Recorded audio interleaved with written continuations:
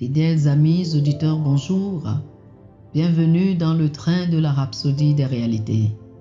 Aujourd'hui, le lundi le 25 septembre 2023, le thème de la rhapsodie des réalités est « Faire des disciples ». Faire des disciples. L'écriture du jour est Matthieu chapitre 28, les versets 19 et 20. Matthieu chapitre 28, versets 19 et 20. La Bible nous dit, Jésus s'étant approché leur parla ainsi. Tout pouvoir m'a été donné dans le ciel et sur la terre. Allez et faites de toutes les nations des disciples, les baptisant au nom du Père, du Fils et du Saint-Esprit.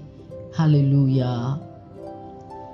L'écriture d'ouverture dans la nouvelle version internationale dit « Allez donc et faites de toutes les nations des disciples ». Le Seigneur Jésus nous a recommandé de faire de toutes les nations des disciples. Un disciple est quelqu'un qui suit son leader. Donc, si quelqu'un refuse de vous suivre, alors vous n'avez pas encore fait de lui un disciple. La vision du Maître est qu'il devienne nos disciples, nous accompagnant et imitant nos actions en faisant les mêmes choses que le Seigneur nous a demandé de faire. Dans 1 Corinthiens chapitre 11, le verset 1, l'apôtre Paul a dit « Soyez mes imitateurs, comme je le suis moi-même de Christ ». Remarquez qu'il n'a pas dit « Je vous ai conduit à Christ, alors suivez-le ». Non, il a déclaré explicitement « Suivez-moi comme je suis Christ ». Par conséquent, lorsque nous conduisons des âmes à Christ, nous devons leur apprendre à faire ce que nous faisons et les aider à cultiver l'habitude d'aller à l'église. Faites-leur savoir que les rassemblements à l'église sont obligatoires pour nous en tant que chrétiens, selon Luc chapitre 4, le verset 16. Ne soyez pas satisfaits s'ils assistent uniquement à des programmes d'église spéciaux et négligent les cultes d'église même. Ils doivent devenir des disciples et pour cela, nous devons donner l'exemple.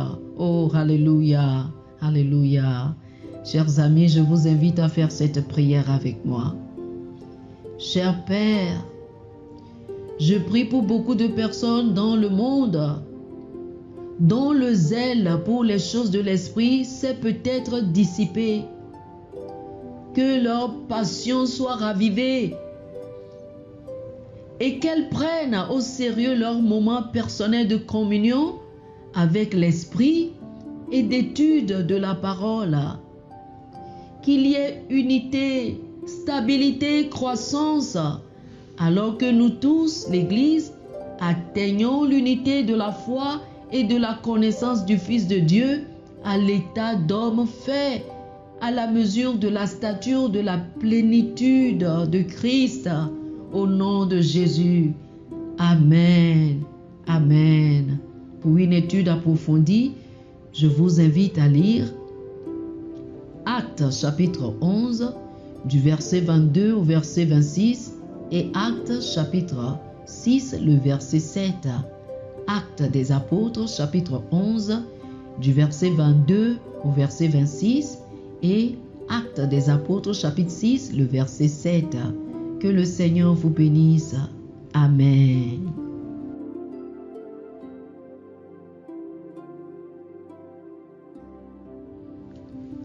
Chers amis auditeurs, nous espérons que vous avez été bénis par ce dévotionnel. Nous vous invitons à faire de Jésus-Christ le Seigneur de votre vie.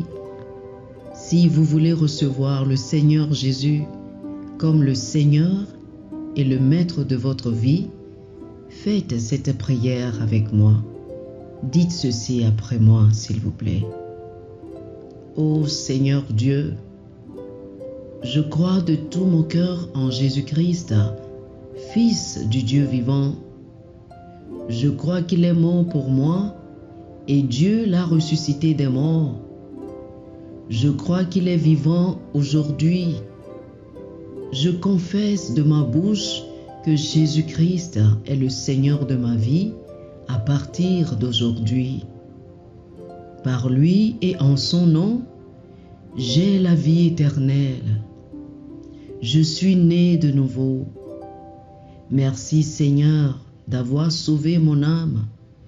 Je suis désormais un enfant de Dieu. Alléluia. Félicitations, vous êtes désormais un enfant de Dieu.